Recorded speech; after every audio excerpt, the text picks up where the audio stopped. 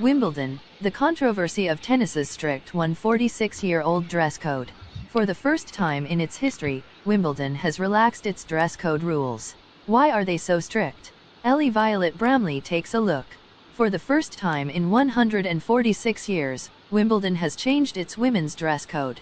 But, this being Wimbledon, the change is glacial rather than radical. Players are now allowed to wear dark-colored undershorts. The move has reportedly been made to alleviate the worries of competitors who are on their period. In a statement, All England Club CEO Sally Bolton said she hopes that the new rule will help players focus purely on their performance by relieving a potential source of anxiety. It has been welcomed by many of the players. As US pro Coco Gauff told Sky News last week, "I think it's going to relieve a lot of stress for me, and other girls in the locker room, for sure."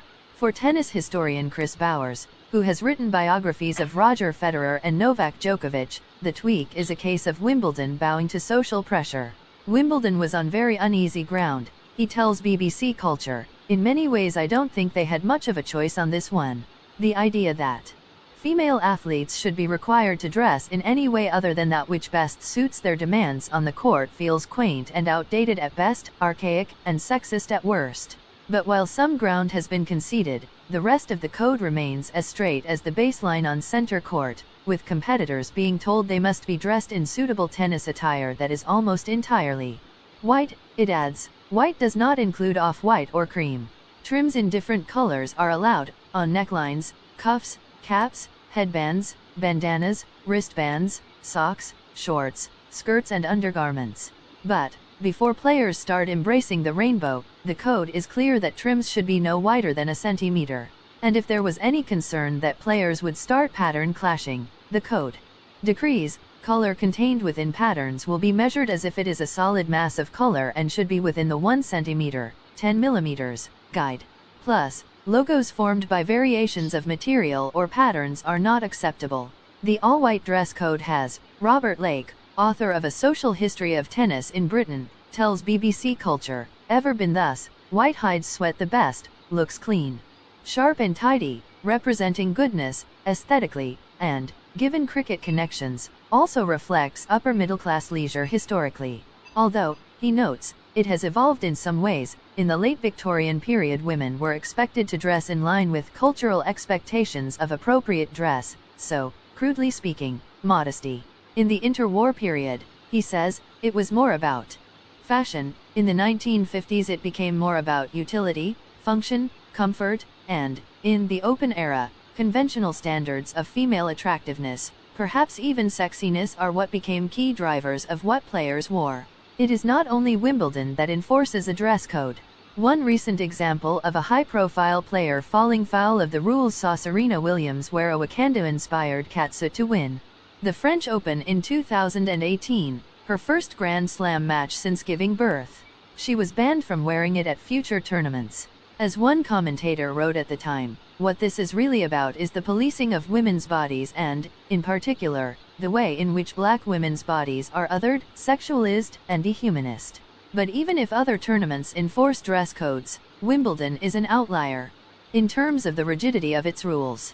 As Karen Ben-Horan, fashion historian and co-author of She's Got Legs, A History of Hemlines and Fashion, tells BBC Culture, the tennis court has always been an arena in which women have challenged and expanded the boundaries that society put around them. Because Wimbledon has always been a more traditional and conservative tournament than its American or French counterparts, it became a stage in which the smallest expression of individualism is greatly emphasized. What is not appreciated, however, according to Bowers, is that both men's and women's restrictions at Wimbledon have got so much stricter since the 80s. The code was, he says, changed from predominantly white to almost all white. They became a lot stricter in the 90s and have carried it on for the last few decades. Were the kind of styles worn by Steffi Graf and Boris Becker to appear on center court today, he says, they would never be allowed. So why might there have been a step backwards? Bowers believes it is all part of Wimbledon being terribly conscious of its brand.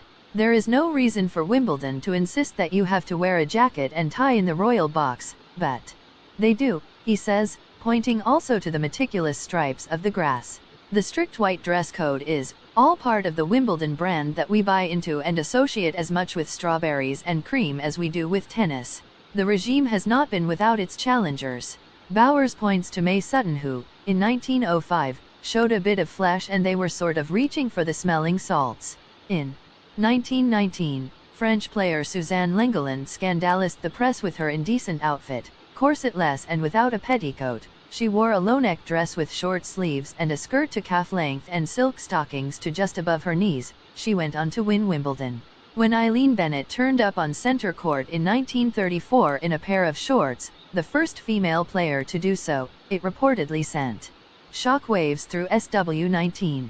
In 1949, Gertrude Gussie Moran wore a dress by designer Ted Tinling, who had worked at the tournament from the late 1920s.